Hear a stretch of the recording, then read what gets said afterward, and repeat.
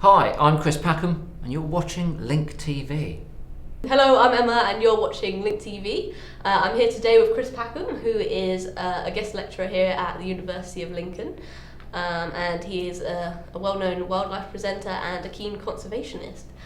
So how did you get into presenting, Chris? Through the wildlife, that always came first. The media, the television, was not something that I was drawn to. I didn't watch much TV as a kid, or certainly not at that stage as an adult when I started presenting. But I'd had a furious interest in natural history from a very young age, and I ended up doing a zoology degree, and I've been studying badgers and kestrels and all sorts of things in the UK. And then I started taking still photographs. I was also very interested in art, art photography, and in order to pay for that, I got a job as a camera assistant. With a guy who was making wildlife films. It was on film then, not tape, of course, or card. And then I started to make my own films, made a few films, but I didn't get consistent work, so I went for an audition and ended up doing some presenting. My sisters said that I was eminently qualified to do that. Because I never stopped talking about animals, and I haven't stopped talking about animals ever since. So it was very fortuitous, but not something that was calculated. Fair enough. So obviously you do a lot of live television. So has anything ever gone wrong with animals? So they're quite unpredictable. You don't know. Well, gone wrong. I think things don't go according to plan. But my view is that when it's live, nothing really can go wrong because that's the way it is. And perversely, people like it when things go wrong, as it were. It shows the liveness, and it's always a challenge, of course, for those involved to go with the situation. So I don't think of things going wrong, and it's the same with when we're speaking. I don't write anything down. I have a piece of paper with probably less written on it than yours, which is an outline of format. And I think I really do that to keep everyone else happy. I never do more than an hour and a half, and I can remember the structure of an hour and a half. It's pretty simple.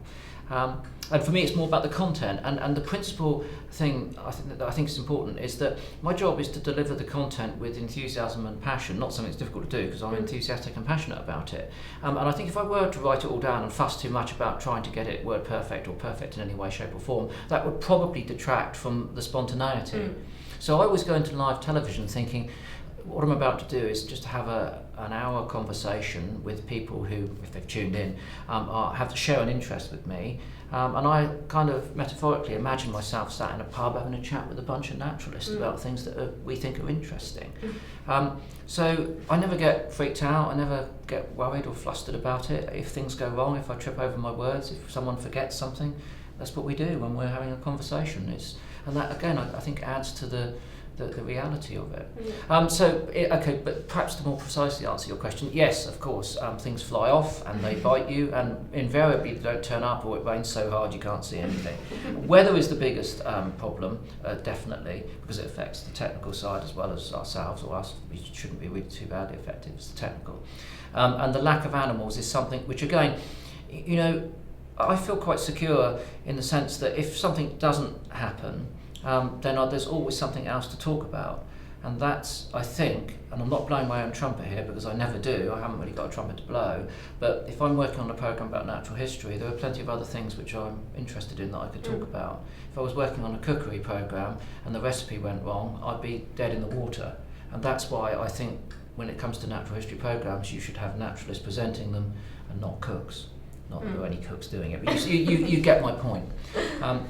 Because we can fill, if you like, I can give you a 2-minute monologue now about woodlice. I won't, don't worry. But that's my job, that's part of my job.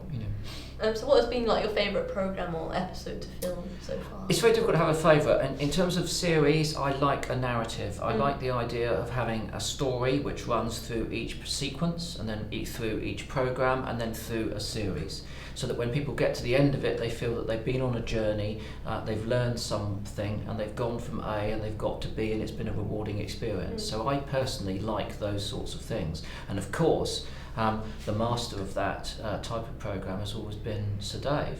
He's always done that with his series. More so in the past. I feel that some of them lack a bit of narrative now, but that's because he doesn't write them.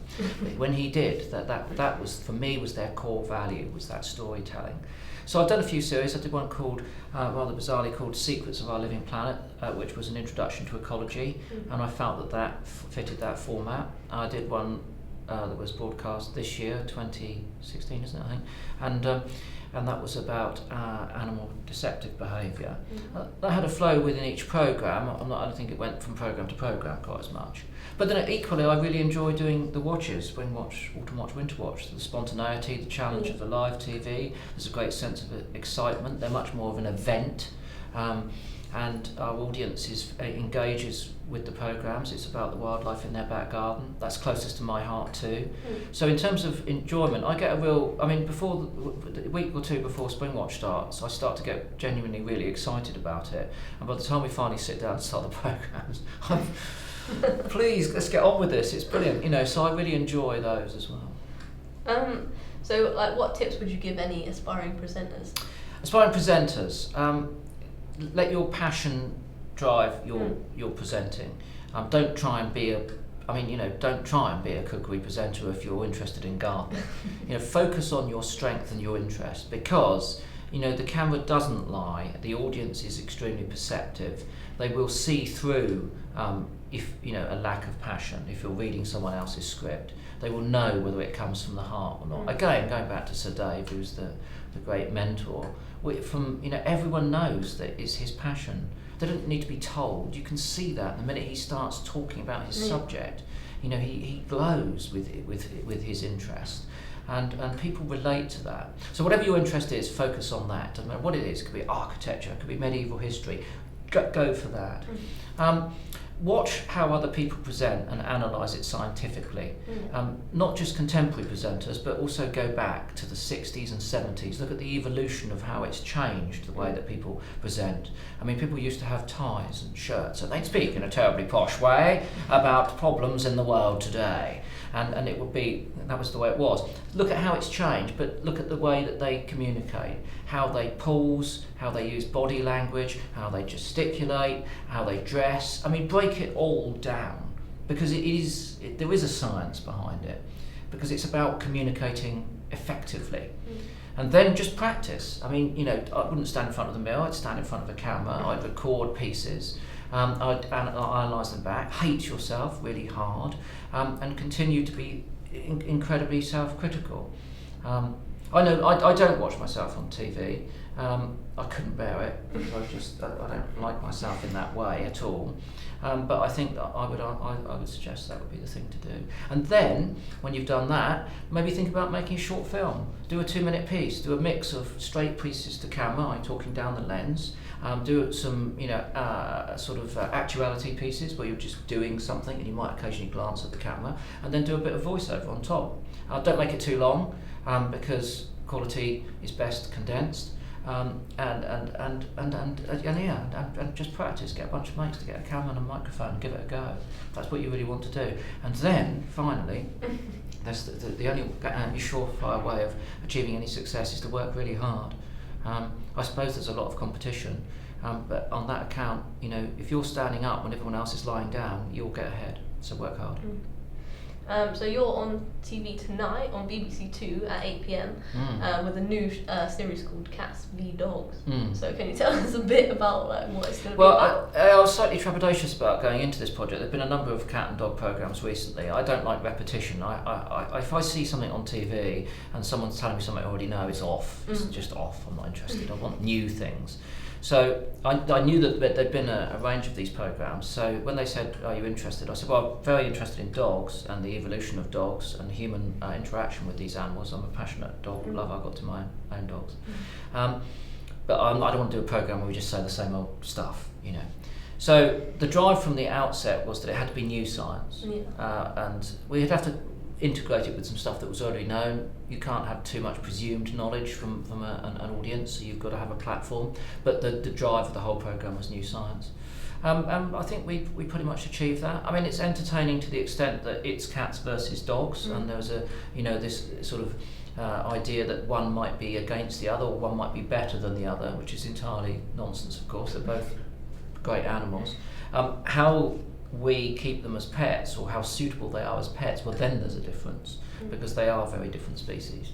So we explore that in programme 2, and I think that's probably the more interesting programme, where we look at the human interaction, the human cultural interaction with the species. But yeah, I mean, I think I haven't seen the programmes, I won't watch them tonight obviously, but I think that they've been quite popular, and the science when I was doing it was fascinating. Yeah. Okay, well, we look forward to watching that, and that's all we've got time for today, so thanks Chris for joining us. No, not at all, pleasure. See you soon.